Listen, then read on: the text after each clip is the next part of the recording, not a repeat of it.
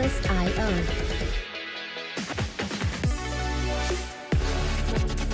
Hello everyone and welcome to the latest episode of You Deserve Fresh Lettuce. I am your co-host Rachel. And I'm Delia. And welcome back to season 2. Today we are talking about, are you looking for your partner or another victim? Oh my goodness. Let's talk about this one. So this one came up because of one of the things that the reasons it came up was when I was having a conversation with my ex-husband fresh after the divorce.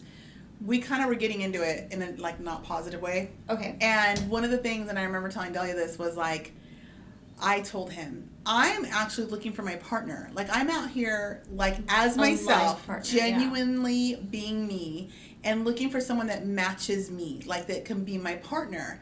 And he's like, what the hell do you think I'm looking for? And I said, you are going into the world fake. Oh my gosh. And literally looking to find someone to trick into being with you again. Oh my gosh. So you're technically looking for your next victim. And we remember you and I talked about it. Yes, I do remember this. And it was oh shoot. It was an aha moment for us because I remember thinking what are the odds that you are telling him this and that he wouldn't get that mad? Did he get mad? He was mad. We were kind of in a little bit of a little thing, butting heads, and he was criticizing, I was going on a date or something, and it was no, but you don't understand. I'm actually looking for my partner. But when you say the victim, does that mean that he was dating someone that was a lot younger? Or because, see, a lot of the time when they're looking for a victim, respectfully, older men tend to go younger, not necessarily because an older woman cannot look as beautiful as a younger girl. It's just that they haven't actually been through it or been through the trenches. So that's why I'm asking, are the girls that he was dating, are they much, much younger? Because that would kind of be indicative of that. In the other episode, we talk about that they do go younger. He himself is the one that kind of inspired that episode, was because he said, I only date younger because they haven't been through shit. But I'm speaking in terms of actual victims because of how he shows up in the market. Right. And our exes, are they really going to show up in the market talking about, I want a relationship, but I also like to step outside of it a lot. You know what I mean? Yeah. They're not going to do that. And so, or, they might be abusive, or they're insecure. There's a lot of things that that our exes kind of had in common. I'll never slap a girl, but I'll shake one. Yeah, I'll freaking slam my brakes. Shake the hell out of one. And introduce you to my dashboard, you know? And so that's what I'm referring to, because I understand that when he's coming to market, he's coming to market as this really kind of nice, charming guy, who's not bad looking and whatever. But at the end of the day, though, oh boy, if he was more authentic, I think he would attract someone that matched him better. Right. So he's faking it, which means he has to go into the market tricking people. Acting like so he's just looking for his next victim, because see, they use kind of the honey thing, the honey pot, to capture you. So it's so funny that you say that, because guess what, I remember, for the longest time, for instance, the exes that I've been with that were, kind of the way that you're just describing. So initially the way that they start is they book a flight somewhere really awesome. Usually it's the Cabo trip. So that is cheap and easy. Yeah, cheap and easy, quick little Cabo trip. Seems and exotic, then and then all of a sudden it's you kind of feel them out, and then the girl's kind of on cloud 9 because she's oh my gosh, we're in Cabo, we're doing this, and Cabo's fun, by the way. I'm not even knocking Cabo.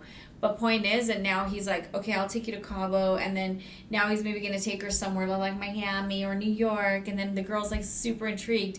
And then once she's in the web, he's yeah, let me show you who I really am, and takes off the mask. And that's if you're dealing with guys with money. Regular guys, it still could just be out to dinner. It could be, hey, let's go, on my boat fishing, my buddy's boat, or whatever, playing in the desert. It all shows up as these guys that are charming. No joke. They will open your door. And then what I noticed too about some of these guys, because I've kind of spotted the red flags too, is and my ex was like this, very willing to be a hero. So oh, you're going to walk across the street in the dark to the ATM. Oh, no. Oh no, I have money here in my pocket. How much money do you need? No, not that. That's the money guys. I'm talking about the captain. I'm talking about the captain save a hoe. Okay. Like you might be walking the ATM in the dark and he has to get out and be like, oh, I'm going to stand here. So whatever. And I'm giving you these examples because they show up in such a big way that can easily, and we talked about this on our IG Live with one of the gurus. About these guys that go hard in that way and they seem so chivalrous and they seem so classic and respectful, and a lot of times these guys are showing up like that. It's called they do love bombing too. Oh, that's what it's called. I've been hearing, and then all of a sudden you fall, and once you're like, oh my god, yes, then now you're the victim. They got you. Now he's like, I got you, boo. You got you, boo bear. You got. Yes, but you don't see that initially, because guess what? No one's really going to tell you what they're all about, and then respectfully, we all think highly of ourselves, right? We all including bring some myself, crap. but we all have our good, our bad. And I was talking to Rachel about this off camera. I always say, yes, we all bring something to the table, but as long as you have a person that's like weird, you're weird, and then you're good. Yeah. But it's different from a man that is searching for someone, not the partner, not the life partner, but his next victim, to be like, she's the one. I'm going to prey on her. And a lot of the times these women get so stuck because these guys will pay for everything. And now they really, really rely on their financial situation with this man. Yeah. And now it's really hard to get out of that, by the way. And the guys really know that. They really understand. They're not born yesterday. They are in seek of respect and power. Right. Way before they even care about love, believe it or not. True. And when you're dealing with guys that have a little bit more means to wine and dine and stuff like that, they are likely going to be more attracted to the woman who has way less. She's probably in that beat down little, Volkswagen Jetta that's 10 years old or whatever the situation is, because he can rescue her. He can essentially save that one. And if he can do that, she's going to be like, wow, look, he's so great.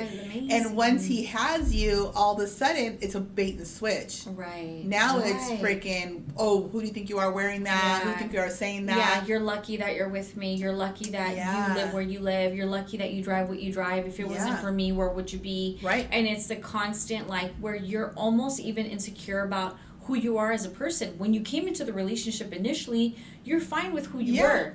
Yeah. And then all of a sudden, you have a nicer handbag, nicer shoes, nicer car, you live in a nicer place, and because you understand that he's assisting that lifestyle.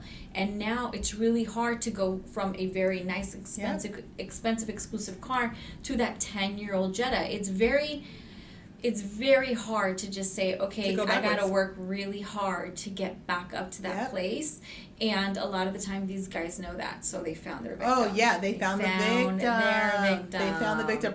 I can say that one of the ways that this sort of manifested in my life in the dating process, I'm an entrepreneur, so I'm flying at that level. So at my eye level are other entrepreneurs. Okay, right. Everybody flies at their own different levels and stages, that are good for them. Right. And so when I'm at dinner, and the person, we've known this particular person, we knew each other, and this happened 2 times, by the way, with guys I really thought, oh, this is it. One, and not like the whole but just like, oh wow, this is about to get serious real quick, right?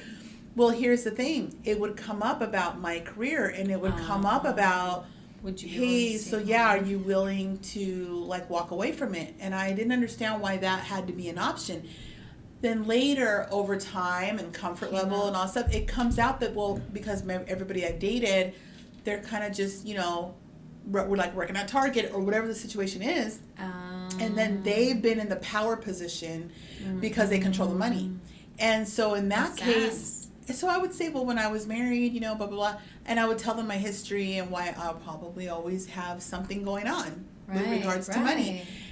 Anyways, I'm bringing that up to you because it was really a little bit okay. Not to judge them, but it was very much a little bit like a pink flag, a little a flag little bit of smoke. It was a smoke signal. A flag was thrown. Yeah, that I was but you're, he definitely wants me to walk away from that. Every once in a while you will. Well, here's the thing: you will hear stories, and I only say hear because you don't know the stories, right? Because you don't know what happens behind closed doors. But you're gonna hear the stories of the guy that literally did rescue a woman and is totally okay with like providing her this whole life. But it's very rare that a person's not going to rub it in your face. Even if you take care of your own stuff, whatever little he does do for you, whether that's paying the mortgage, taking you on vacation, maybe paying for your flight, you pay for the food, you know, because it depends on the dynamic of each relationship.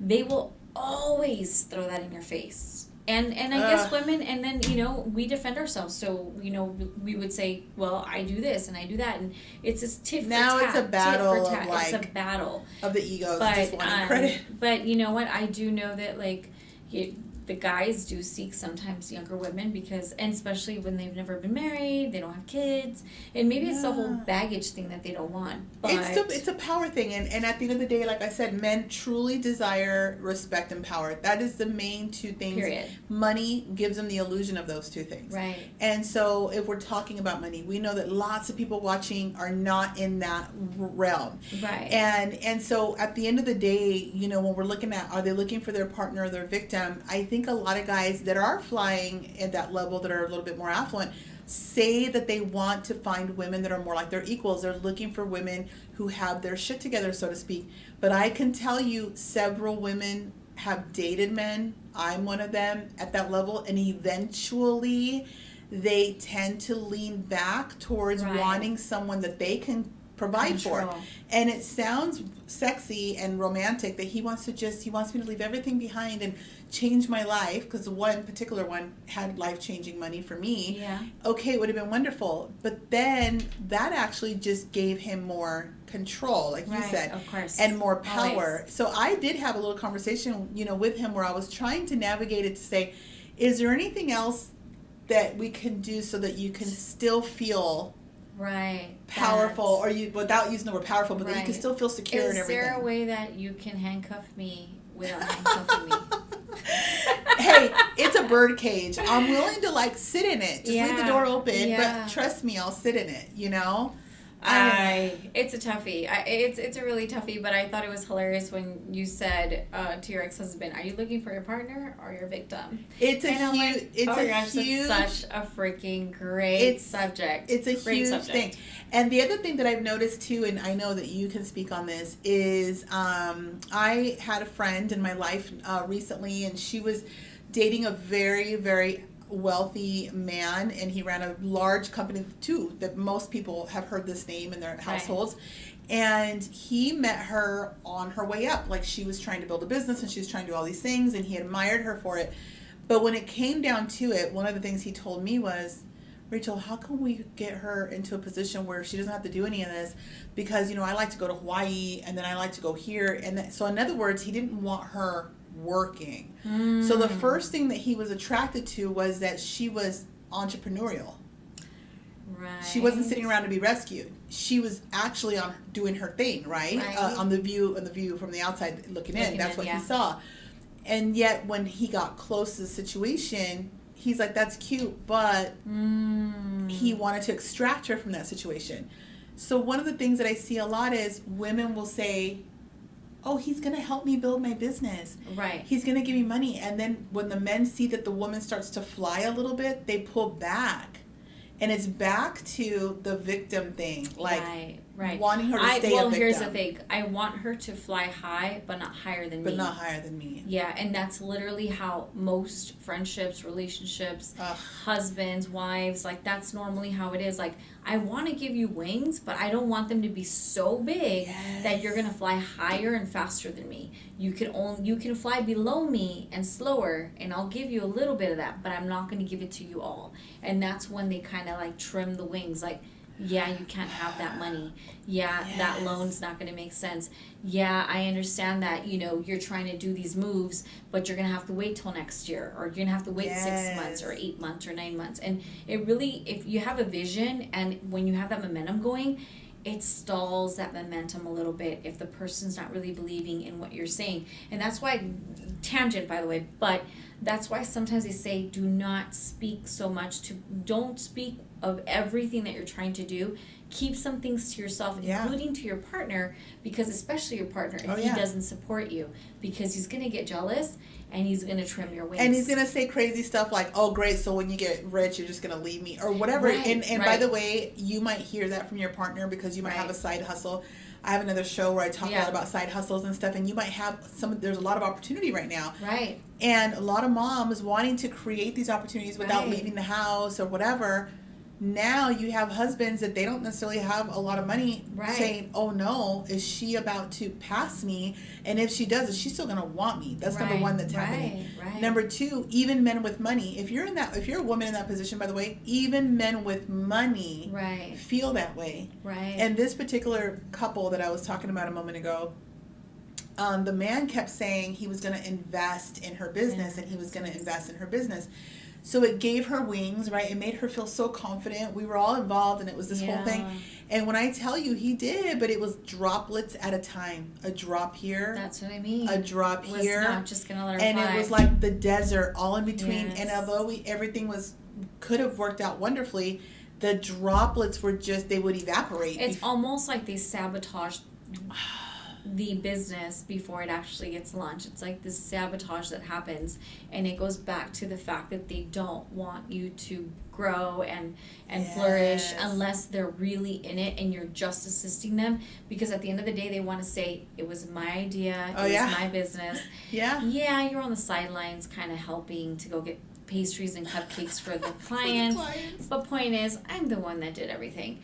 And so at the end of the day, it's like, really think about that. So you got to look at the red flags. If you're in the dating world, and if you're out there and the guy is like, hey, I don't know, I want to take care of you. I'd want to do all this stuff. It can be a red flag, but what we're trying to say is have a conversation. Explaining why what you do for a living is very important to you. Whether... I have another friend that was in a situation, but she said, you know what? Okay, maybe I don't have to work full time because we're having kids, but I'd like to maybe work for the school district. Right. So I'm on the same schedule as the kids. Right. And then it was more understanding and stuff like that. Just extra spending money or what have you. Yeah. So, I don't know. Are you the next relationship or the next victim? Are you looking for a partner or a victim? Is he looking for a partner or a victim? I think, so question before we round this one out.